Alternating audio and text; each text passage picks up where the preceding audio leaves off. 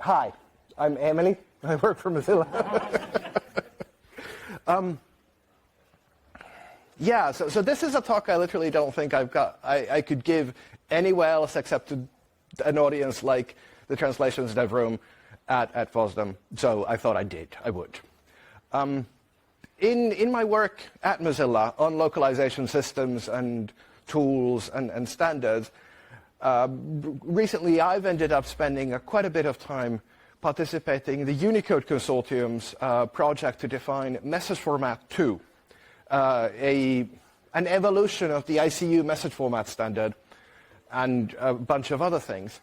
And I'm here not talking about that like specifically, but more like a side product of what we've ended up doing through that work, which is defining a data model for messages, in particular messages that are not just a single segmented phrase that you've extracted and you might be sending to translation, but more dynamic content as well as everything else.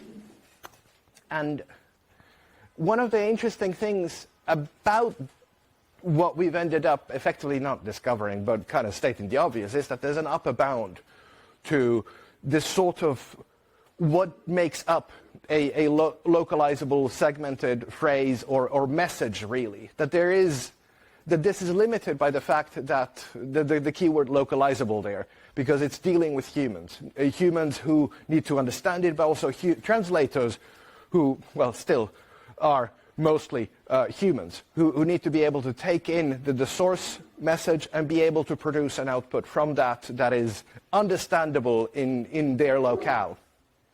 And this ends up depending on a limited number of different dimensions in which messages kind of vary. Variance I've kind of hidden it there as the first one, and there, of course, spoiled everything by saying so.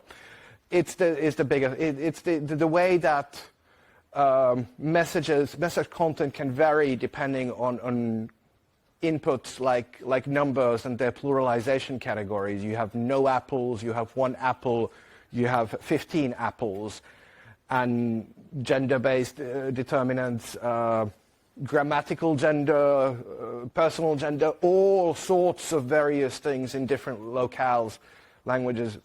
But this is one dimension. If you can express that, hey, we've got this variance happening, this message depends on these input values, this is a dimension that we can express. Then, of course, once we have a single pattern, a single sequence, it might include placeholders. It might include the number n for how many apples you have, or it might be something entirely different.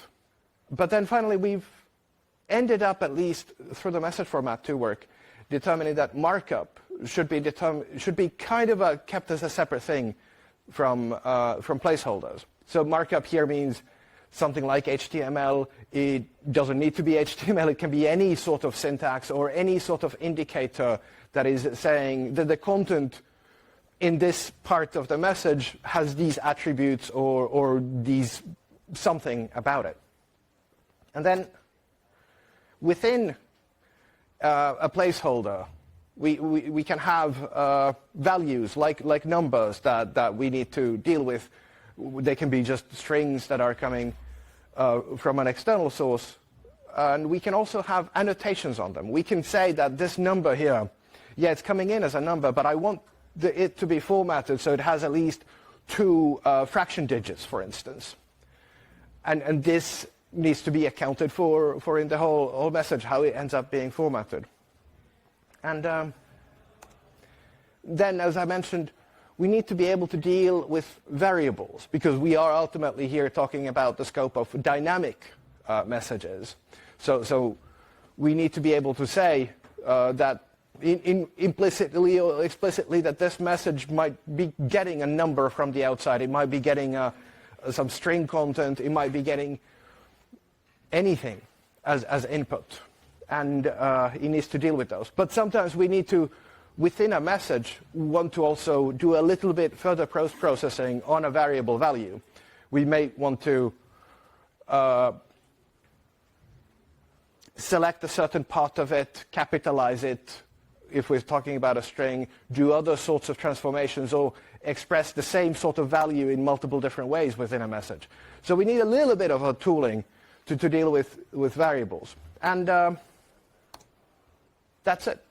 That's like, through the work in MessageFormat 2, for the past like 4 years, we've not come up with effectively anything else that really is core at driving the qualities of a formattable message. And that's ended up meaning that one of the things we've produced out of this whole project is this data model for what does a message look like when you don't consider the syntax of it, when you consider it as a data structure. I'm not going to go through like all of this, but roughly speaking, we can say that a message has two different forms that it can take. It can be either just a single pattern, single sequence that we're dealing with, or it can have some variants. That's the select message over there, which then has some selectors from that, when formatting, guide us towards selecting one of the variants of the message. The declarations help us declare these are some of the input and local to this message sort of variables that exist. And then the variant and the catch-all key end up defining how exactly do the, when we have multiple message variants, how does that work, really? And then when you get to within a single pattern, again, as I alluded to, it can really just, obviously, contain literal content, a string, or it can have expressions, placeholders, that is, or it can have markup that can be starting or opening. We also included standalone there, so you can have an element like, for example, an inline image be expressed within a message. Then we can have literals, variable references, and the annotations that I mentioned.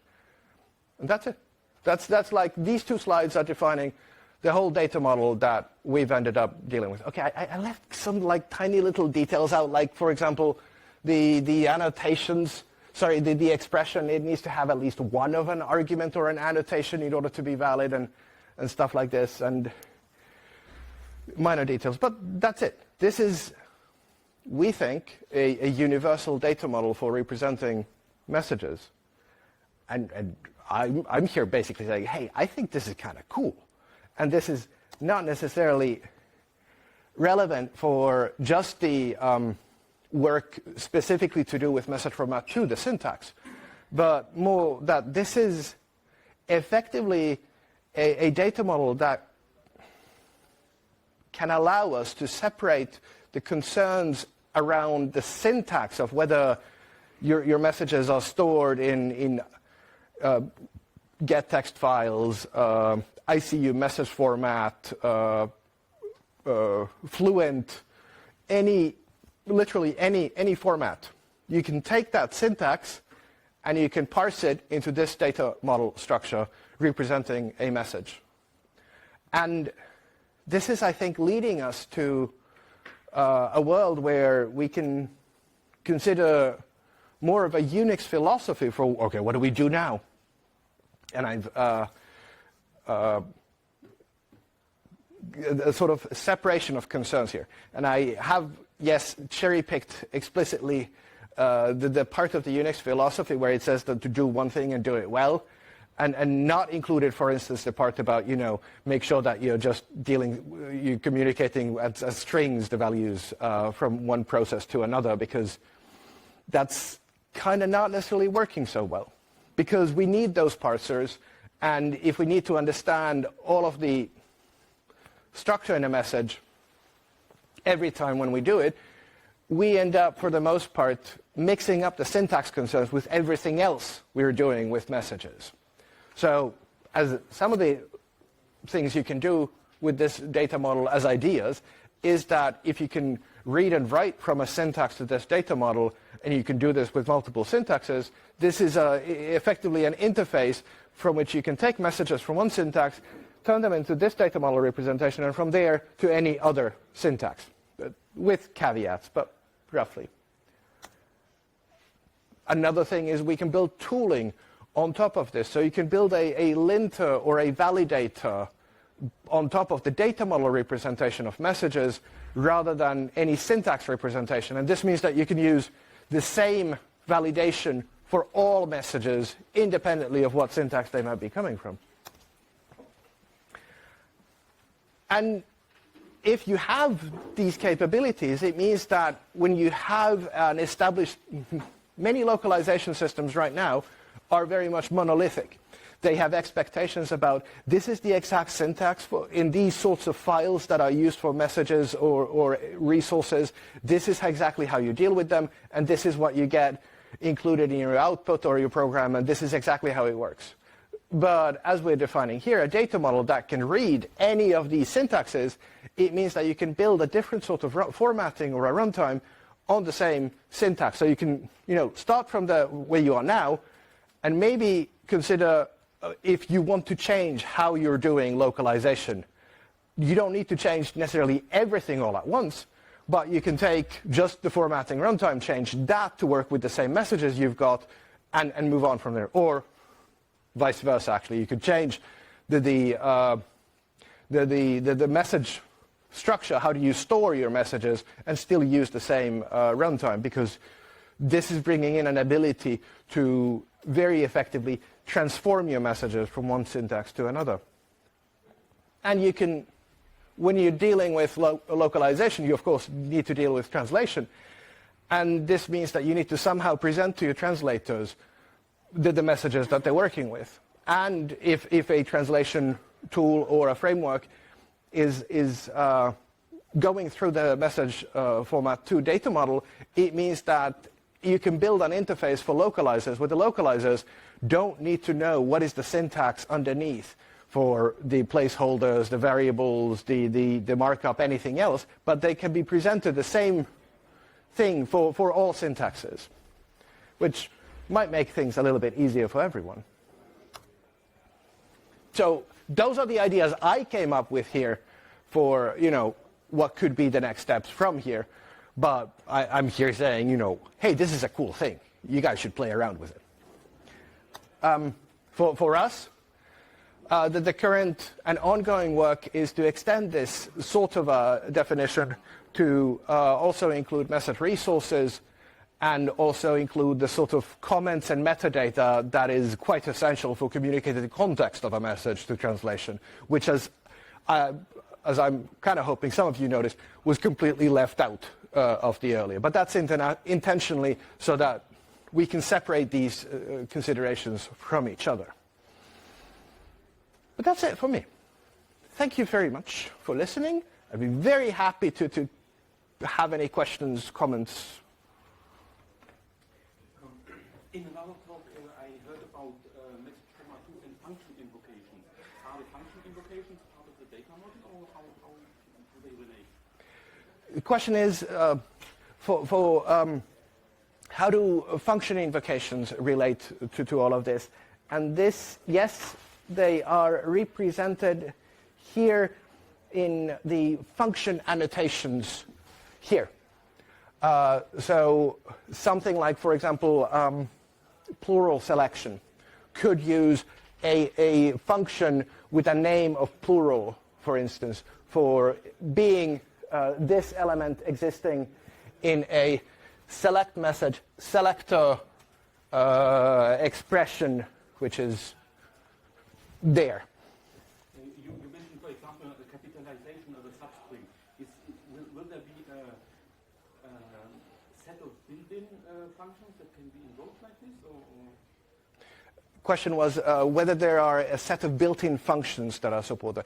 And MessageFormat 2 does come with a relatively small set of built-in functions. The data model itself does not presume this set absolutely, but the set of functions can be extended.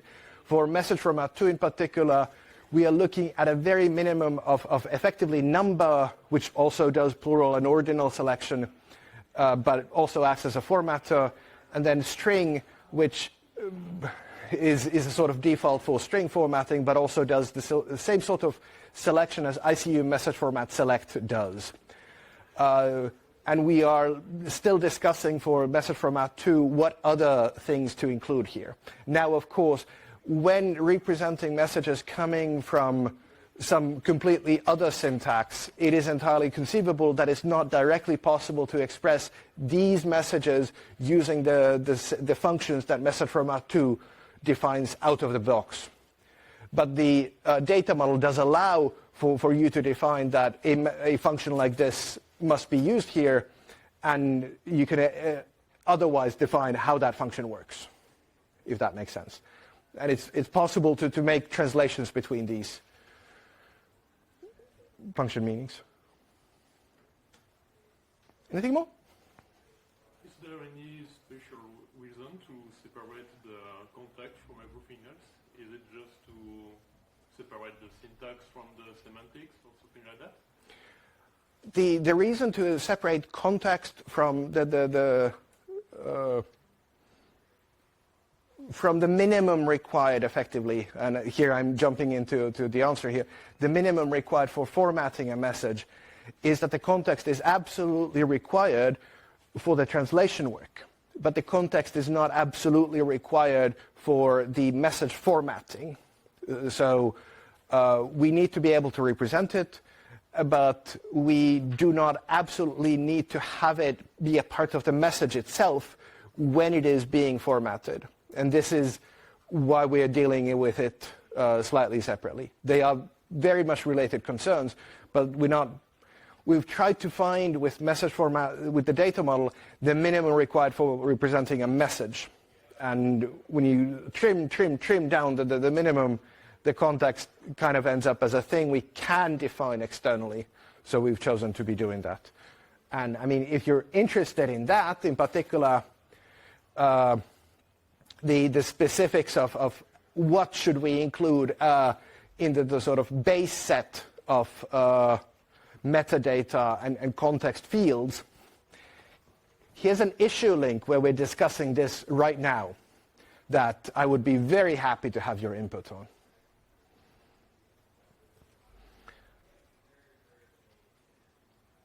Anything more? Regarding the translator tools, so now most translator tools present a string and expect that the translator will type in a string. Do you imagine that this will change and that the translator will see the elements of the data model in a more graphical way and choose translations through combo boxes, drag and drop, or something like that? Or do you think it will stay as a string representation for the translators in the future? I have no idea, and anything is possible, and that's kind of cool. So predicting the future of what the translator experience is going to be here is a, shall we say, a hard question. One thing I do think is that this sort of a data model makes it easier to build tools that can present to a translator more the options and opportunities that they might have in modifying a message and content like placeholders and markup, which might just show up as syntax when presented as string and be a challenge to even realize that I could change how this bit of it is styled. But if we can present interfaces that can read the data model and understand from this that, hey, hang on, this could be tweaked this way, interfaces that are richer could be built. However, of course, we do need to keep in mind that such a vast majority of cases are just, it's best represented as a pure string. So a majority of work is not going to change, but the corner cases where it gets interesting and challenging, for those, there might be opportunities to present messages in a more translator-friendly way. And one part of this, I kind of skimmed over. It was mentioned in the Ujwal's presentation yesterday on message format 2, is that here the selection for variants is not an inline component, as it is, for example, in ICU message format or Fluent, but the variants, all of the variants need to be complete messages presented at the sort of top level of the whole message, which is entirely intended to guide towards structures that are easier for translators to deal with, rather than needing to figure out you have and then a selector of apples. Instead of that, you have a selector which has you have one apple, you have 3 apples, and this sort of an interface. But yeah. Any more? If not, I would like to thank you very much for your time. And yeah, that's it for me.